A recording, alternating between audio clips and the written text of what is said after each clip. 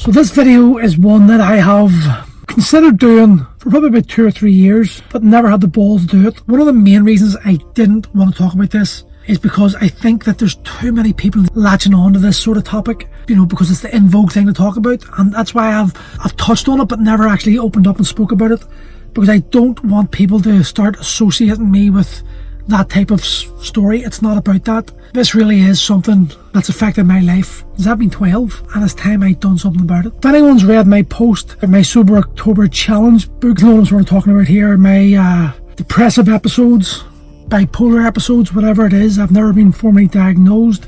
I don't need a guy in a white coat to tell me how I'm feeling. I know how I'm feeling. But it's taken me a long time to actually have the confidence with myself to speak about this topic, because it's a very, very common problem. But when you're in that position, you feel like you're the only one doing it and you feel so judged. Personally, I feel embarrassed sometimes because I'm going, why am I feeling like this? It's really a first world problem when you think about it. We have no real reason to be depressed. When you look in from the outside, you're going, why am I depressed? Why is any of us depressed? We've got houses, we've got cars, we've got fucking jobs, we've got friends, we've got family. But the reality is we don't have a lot of things that we need to actually have stable minds. We lack connection, we lack true friendships, we lack support. That's the government's fault. We're lacking support massively. That's another fucking rant, that's another topic but it's something I'm going to have to cover one day because it really gets to me. All I can say is that I am lucky to be here today talking. The reason I say what I say in my videos is basically because of my personal journey to try to understand why I think the way I think, why I feel the way I feel about myself, about my life.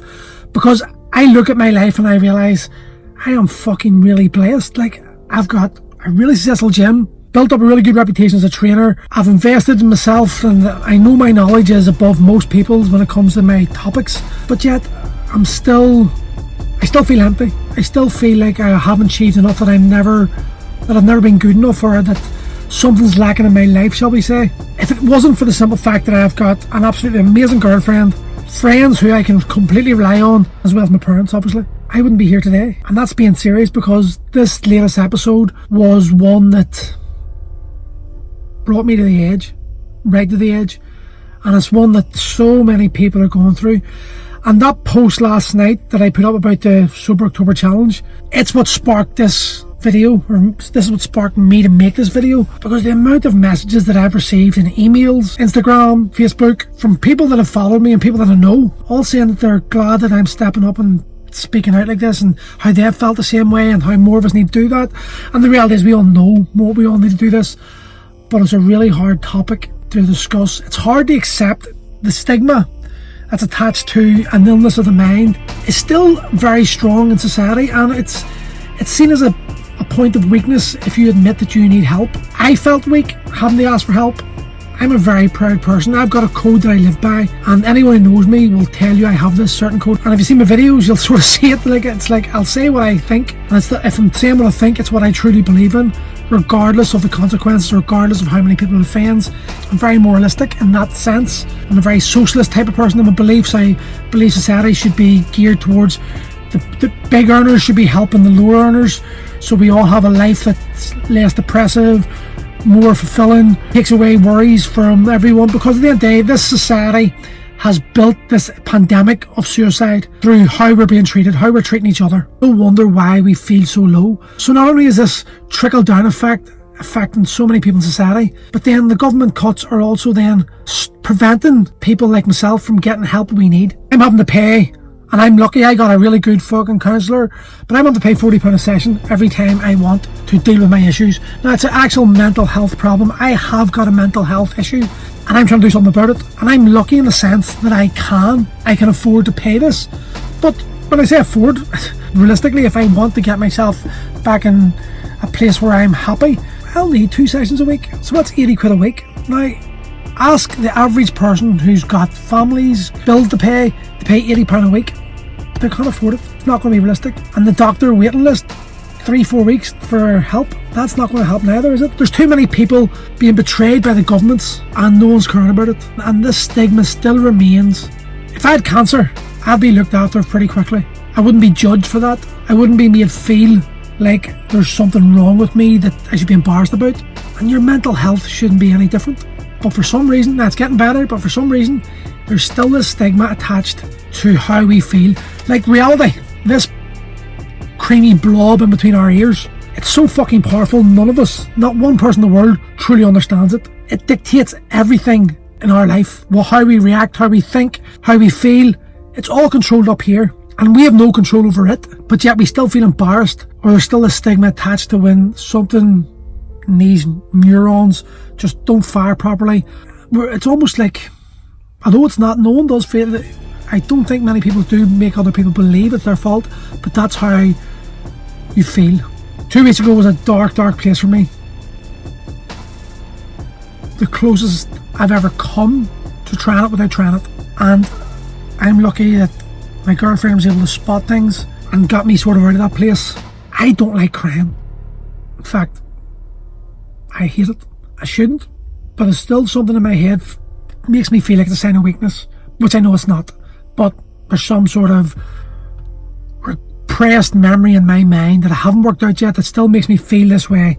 As I'm talking about the brain, the blob, it just controls our emotions without us even having to say it. When I took that breakdown there a couple of weeks ago, I found myself for a full week crying constantly. In fact, one point I was in the corner of Primal in the fetal position, slobbers coming out of my nose, my eyes, dripping on the floor, hugging myself, on the phone to my dad, begging him for help. I'm a very proud man. I'm 42 years old, I've got 2 kids, I'm successful, I've done a lot of things, I've taken gambles, I've taken risks, I've had my failings, I've had my successes, and I don't like asking for help. So it took a lot for me to actually reach out and get help. But now that I've done that, honestly, the difference it's made to me is insane. It's allowed me to actually open up more about my mental well-being and discuss it more. And I think it was the messages last night that made me realise that if I'm to live this life that I tell other people to live in my videos, then I need to be honest. I need to be willing to be honest about the good and the bad. I say a lot of things about own your shit and taking control of your life and making sure that you're living your life to your full capacity. But if I don't actually admit that I have a breakdown, or if I try to pretend that my life's cushy, and that's wrong. The reality is, without my girlfriend, without my parents, without the friends that I have, without their support, and without a few members of the gym who I reached out to as well, I would not be here today. And I'm just wondering how many other people I know are going through similar things. And I also, over my lifetime, I've known at least 19, 20 people that have killed themselves. How many of those would still be here today if they had have felt they could reach out to someone as well? It took a lot of balls for me to do this. I put this video out, it's on the net, and you can't stop the internet. So for me to actually admit that I needed help, for me to admit that I had fallen, that like things had got too much for me, well, my 5-year-old, my 2.5-year-old, they're going to see this one day, possibly. There's a chance. And the people who want to see me fail, of which there are many, I know, they're going to see this as well. And there was a part of me was fearful of allowing them that power, of the enjoyment of seeing me failing. So I felt the need that I had to say nothing, suck it up and pretend everything's okay. And I was able to do that for quite some time until everything got on top of me and I completely broke. Usually I see triggers, I can sense things, but this time I missed them all. And this resulted in me coming very close to finishing it. And like I said in my post last night, one of the things that I do when I'm depressed or I'm in that place, I go into a creative spree where I'd spend hours drawing or I'd spend hours writing. And this time it just happened that I started writing workouts, and then I started taking photographs, I started combining them, and the idea came about of this Sober October Superhero Challenge, and the book sort of wrote itself.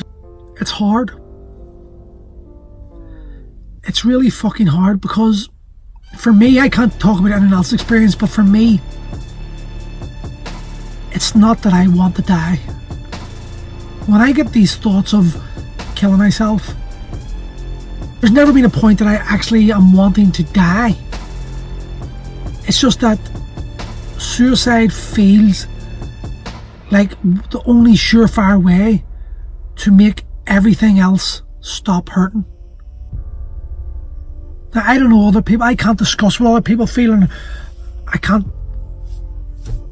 explain if it's the same for them, for what, but for me it's always been, I just want it to stop. I want the pain to go away. It's overwhelming. It's like in my head, I just don't get peace ever. Try meditation, try everything. I've tried it all. The only time I really get peace is if I'm doing something like grappling, or I'm completely immersed in drawing or writing a book or something like that.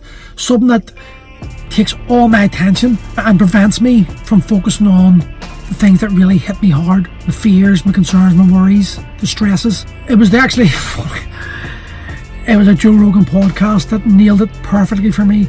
Kevin Smith, Jay and Silent Bob, his mother had an afterlife experience where she died on the operating theatre and then came back. And this has stuck with me, and it's actually something I still watch. And I watched an awful lot when I was depressed there. But he explains how his mother's described the experience. And she said, I was free. I just didn't care about anything else. There was no worries. And that was what's so appealing to me about ending my life. That thought that the pressure, the stress, the worries are all over is so inviting at times that it scares me, it worries me.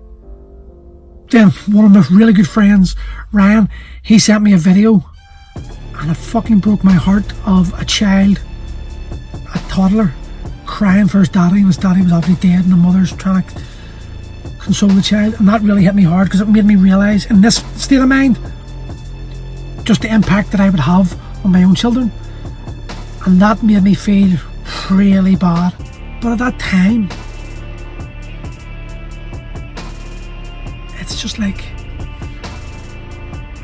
it's a really viable option. And that scares me. And that's why I'm getting help for it, and that's why I've actually reached out and said enough's enough and I need to do something about it. And I found a great counsellor and went to my first session. Felt fucking amazing to talk to her, and she really helped me process things that I'm trying to process continuously. Because unless you know me properly, and not just through Facebook, you won't understand the amount of reading I do and the amount of studying I do about the mindset and my journey on trying to figure out why I feel the way I feel. Because I know that how I feel is holding me back and preventing me becoming the person I want to become.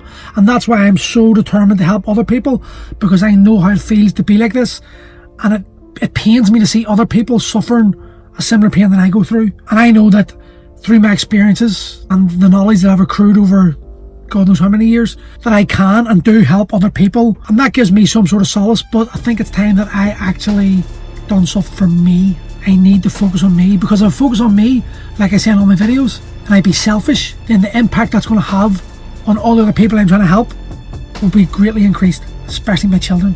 Because when I'm present with my kids, when I'm in that state of mind, I'm not present with them. I'm there, I'm beside them, but I'm not present, and that's unfair on them. That is me failing as a father, and me not taking the actions I need to take to get myself in the place I want to be is doing exactly what I tell so many of you guys and girls not to do.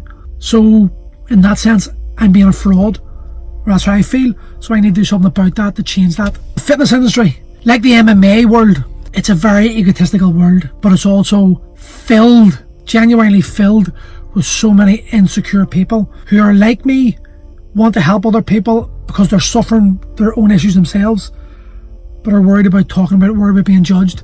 But I'm at the point now where I don't give a fuck. You can judge me all you want, I really don't care anymore. I need to start living my life in a way that's going to help me, help my children, and help other people. Every day is a struggle for us all, and trust me, this one experience, this big meltdown, the one thing it's taught me is that there really are so many people going through the same sort of shit you're going through, that I'm going through, and that there are people willing to listen, and this fucking government needs to do something better than lying to people. So yeah, there's my fucking most honest post ever, and genuinely hope it helps a few other people. If it helps one person open up and maybe change their life, brilliant.